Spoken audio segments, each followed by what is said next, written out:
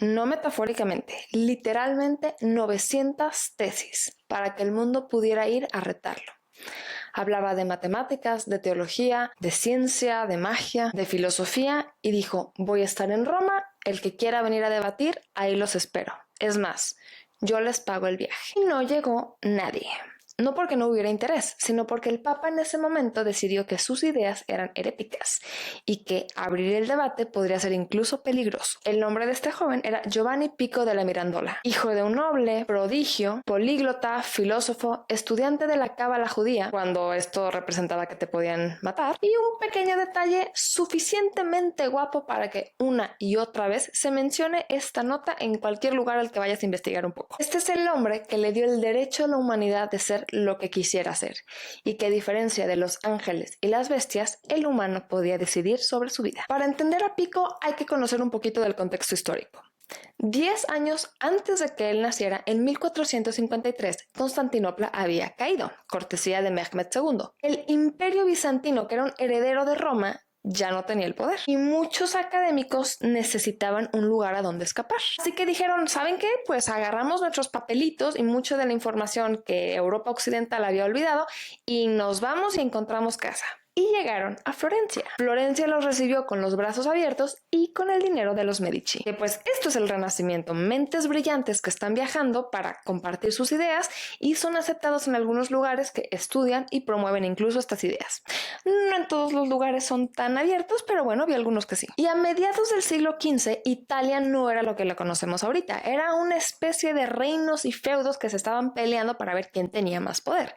Y en medio de todo este caos, Florencia, y gobernando Florencia nada más y nada menos que Lorenzo de Medici, al que le apodaban el Magnífico. Y no nada más por marketing barato, Lorenzo de Medici se lo había ganado. Y algunas de las razones por las que le decían el Magnífico era porque era un gran mecenas para el arte y la cultura, y además porque era un hombre muy diplomático. Entonces se había ganado el apodo del Magnífico con el sudor de la frente y después de estar resolviendo tantos problemas en un momento de la historia tan caótica. Y dentro de todo ese caos, pues siempre había alguien que quería apuñalarte. Entonces tal vez iban a intentar apuñalarlo en una catedral, pero bueno, esa es una historia para otro día. Un 24 de febrero de 1963 nace Giovanni Pico della Mirandola y nace en una familia noble de Emilia-Romagna, en la Toscana de Florencia. Había mucho dinero, pero él era el hijo más pequeño y eso solamente significaba una cosa, que su vida iba a ser para la iglesia. Y su mamá ya lo tenía clarísimo. A los 10 años, este niño ya era un protonotario papal, es decir, ya tenía una beca para que se dedicara a los estudios teológicos y después servir a la iglesia católica. Entonces, nadie le preguntó, pero ese era su camino. Y a los 14 años ya comenzó a estudiar Derecho Canónico en Bolonia. Y este plan iba perfecto hasta que su madre muere. Entonces él dice,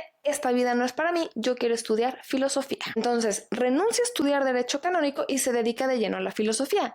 Y pues tiene el dinero y nadie le va a decir que no. Y lo que siguió fue uno de los currículums más absurdamente increíbles en la historia de Florencia. Estudió en Ferrara, en Padua, en París y en Florencia y tenía la mejor educación que estaba disponible. En Padua estudió aristotelismo, en Perugia estudió hebreo y árabe con maestros judíos, en París se puso a estudiar teología escolástica y en Florencia encontró al platonismo y, más importante, a Lorenzo de Medici. Para cuando este muchachón tenía 20 años, él ya sabía latín, griego, hebreo, arameo y árabe. Y no sé ustedes, pero a veces yo batallo hasta con el español. La gente en ese momento a él lo llamaba el príncipe de la concordia, porque él decía que Aristóteles y Platón decían lo mismo, pero de formas diferentes. Y aquí una idea muy mía, le decían el príncipe de la concordia y no sé si saben, pero más o menos en la misma época había otro personaje llamado Niccolo Maquiavelo. Entonces, no sabemos, tal vez ese libro llamado El Príncipe tendría algo que ver con nuestro personaje Pico. ¿Quién sabe? Solo les dejo ahí la pregunta. Tal vez algunos de estos nombres les suenan todavía más si jugaron en algún momento Assassin's Creed.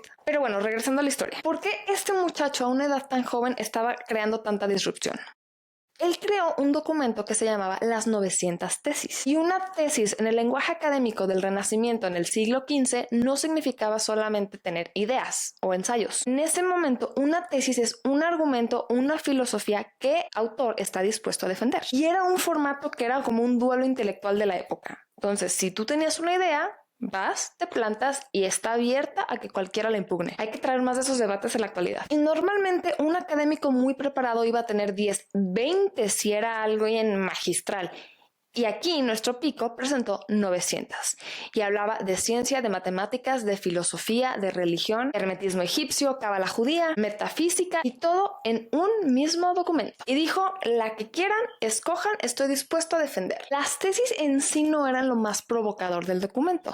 Era la introducción. El discurso para presentarlo se llamaba Oratio de Hominis Dignitate, discurso de la dignidad del hombre. Y el argumento central era de que, a diferencia de las otras creaciones divinas, como los ángeles o también las bestias, el humano no tenía una naturaleza fija. Los ángeles son ángeles y no pueden ser otra cosa. Las bestias son bestias con su instinto y no pueden ser otra cosa.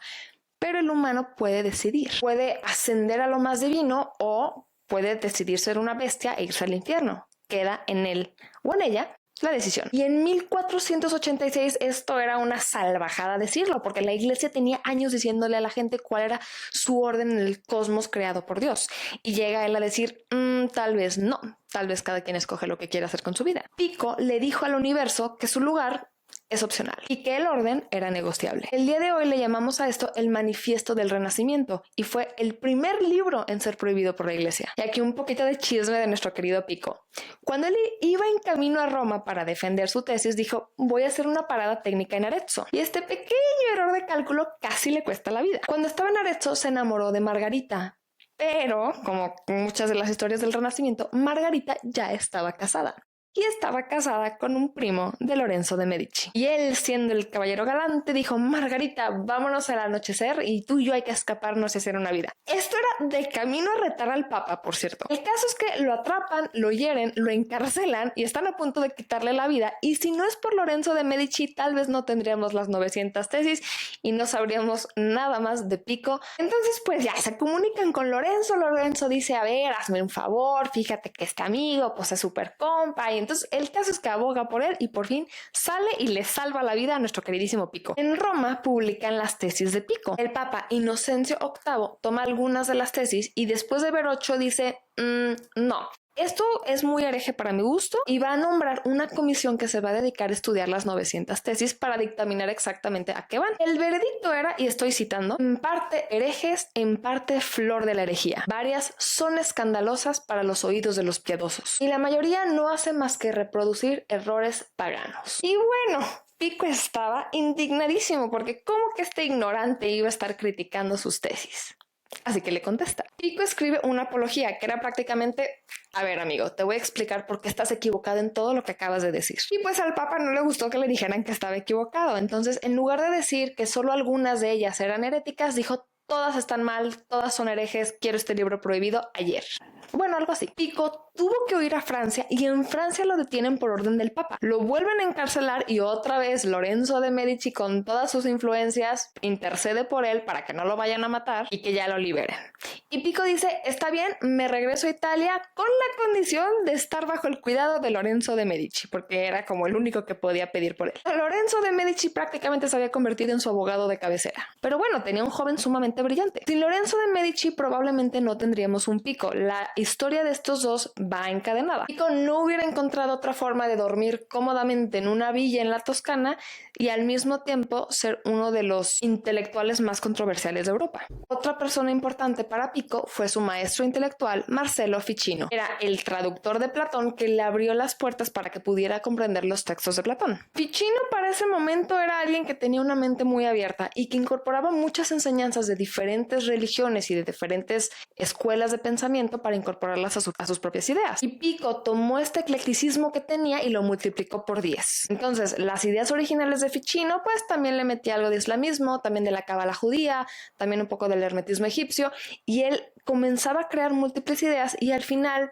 él decía, probablemente todos tienen la razón y todos quieren decir lo mismo, pero cada uno lo está interpretando de una manera distinta. Y también otra amistad muy controversial sería la que tendría con Girolamo Savonarola, un monje dominico que años más tarde estaría prendiendo hogueras y quemando cualquier tipo de libro que fuera en contra de la religión católica. Eran amigos muy cercanos y Pico, que él decía que el humano podía escoger su lugar en el cosmos, iba directamente en contra de las enseñanzas de Girolamo, que él decía quemen todo lo que no sea de que el humano ya tiene su lugar en el cosmos. Fue incluso Pico quien le dijo a Lorenzo de Medici que invitara a Savonarola para que pudieran tener algunas conversaciones.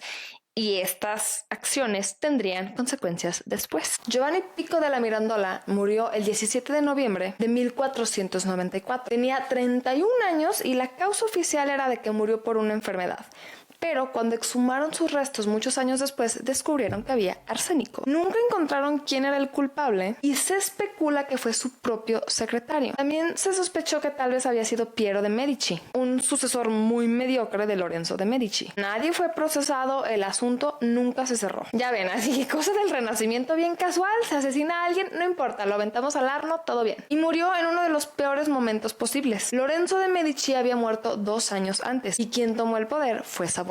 Los Medici perdieron fuerza y el poder en Florencia y las hogueras de las vanidades comenzaron. Esto era una quema de libros, de arte y de cualquier cosa que Savonarola considerara que era pecaminoso o demasiado opulento o no digno de la religión católica. El hombre que escribió el manifiesto para promover la libertad intelectual murió exactamente en el momento en donde el mundo que hizo que eso fuera posible se apagara. Y muy curioso, Savonarola fue quien escribió su oración durante su funeral. Pico se salió del Huacal por una cantidad de cosas que hizo durante su corta vida, pero mucho por decir que la verdad no era de una sola religión, que la cábala judía, que la filosofía árabe, que el hermetismo egipcio, que todos de una u otra forma se acercaban a la verdad y el monopolio de la verdad no existía. Eso en el siglo XV pues era un problemita, ¿no? Decir eso en voz alta. Se salió del huacal filosófico cuando se negó a decir que o Aristóteles o Platón era el que tenía la verdad. Decidió que no iba a escoger ninguno y que los dos de una u otra forma decían lo mismo de formas distintas. Y no sentía presión por escoger una postura y él sabía que podía aprender de las dos partes o de múltiples partes en la parte religiosa también